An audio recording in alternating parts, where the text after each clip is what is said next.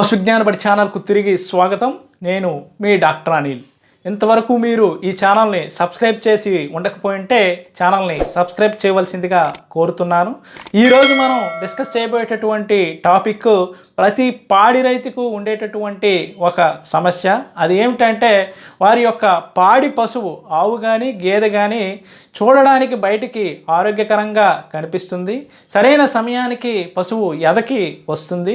ఎదకు వచ్చినప్పుడు ఆ తీగలు కూడా నార్మల్గానే ఉంటాయి. అంటే ఎటువంటి చీము కానీ రక్తం కానీ తీగలలో ఉండదు. అలాగే పశువు ఎదకు వచ్చినటువంటి టైం బట్టి కరెక్ట్ టైంకే పాడి రైతు ఎద ఇంజెక్షన్ అనేది చేయడం జరుగుతుంది. అలాగే పశువు కూడా ఉండవలసినంత సమయం మాత్రమే ఎదలో ఉంటుంది. అంటే ఆవులైతే 24 గంటలు, గేదెలైతే 36 గంటలు మాత్రమే ఎదలో ఉంటాయి. అంటే ఇటువంటి ప్రొలాంగ్డ్ హీట్ సిమ్టమ్స్ అంటే 3 రోజులు ఎదలో ఉండడం, 4 రోజులు ఎదలో ఉండడం అనేటటువంటి సమస్య కూడా ఉండదు.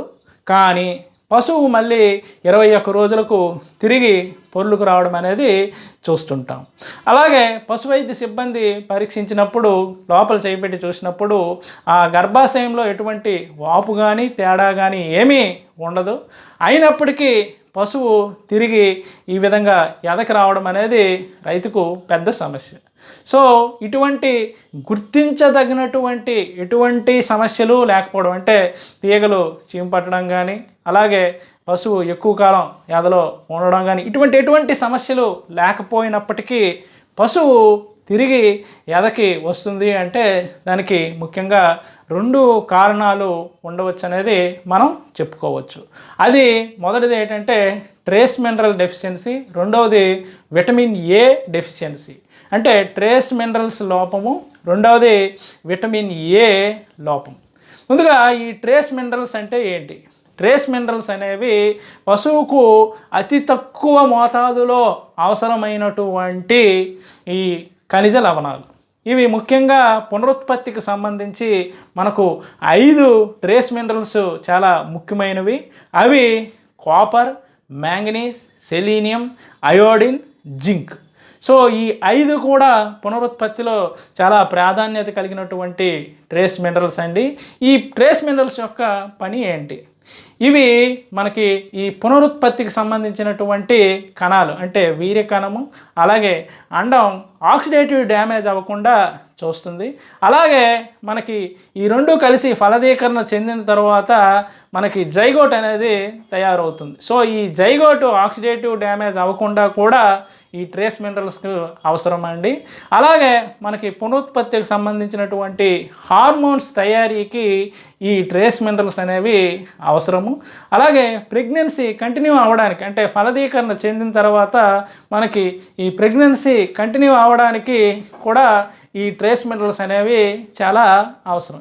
సో వీటి లోపం అయినప్పుడు మనకి ఖచ్చితంగా చూడు అనేది నిలవడం అనేది జరగదు. సో ప్రెగ్నెన్సీ మనకి ఒకవేళ ఫలదీకరణ చెందినప్పటికీ, అంటే ప్రెగ్నెంట్ అయినప్పటికీ పశువు అది 7వ రోజు, 8వ రోజు, 10వ రోజు అబార్షన్ అయిపోవడం అనేది జరుగుతుంది. అందువల్ల పశువు మళ్ళీ తిరిగి పొర్లుకు రావడం అనేది జరుగుతుంది.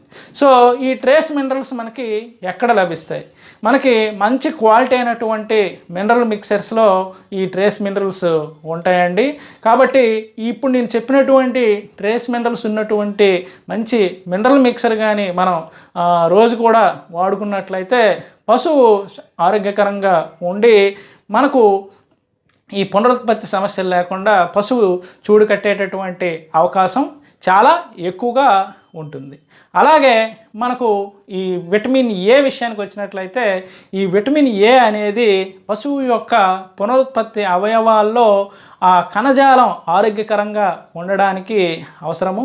అలాగే ఈ అండాశయం సక్రమంగా పనిచేయడానికి కూడా విటమిన్ ఏ అనేది చాలా అవసరం. సో వీటి డెఫిషియన్సీ, విటమిన్ ఏ డెఫిషియన్సీ కానీ ఉన్నట్లయితే మనకు పశువు చూడు కట్టినప్పటికీ అవి తక్కువ రోజుల్లోనే అబార్ట్ అయిపోవడం అనేది జరుగుతుంది. సో అందువల్ల మనం ఈ ట్రేస్ మినరల్స్ అలాగే విటమిన్ ఏ కానీ ఇటువంటి పశువులకు, అంటే గుర్తించదగినటువంటి ఎటువంటి సమస్యలు లేకుండా ఉన్నటువంటి పశువులకు కానీ అందించినట్లయితే అవి చూడి కట్టేటటువంటి అవకాశం ఉంటుంది. అలాగే అంటే మనకి మిగతా వాటికి ట్రీట్మెంట్ ఖచ్చితంగా డిఫరెంట్గా ఉంటుంది. అంటే తీగలు కానీ చీము పట్టి ఉన్నట్టయినా, అలాగే గర్భాశయం వాచిపోయినట్లు ఉన్నట్లయినా, అలాగే మనకి పశువులు 4 రోజులు 5 రోజులు ఎదకి ఉంటే దానికి సంబంధించినటువంటి ట్రీట్మెంట్ ఖచ్చితంగా అది డిఫరెంట్.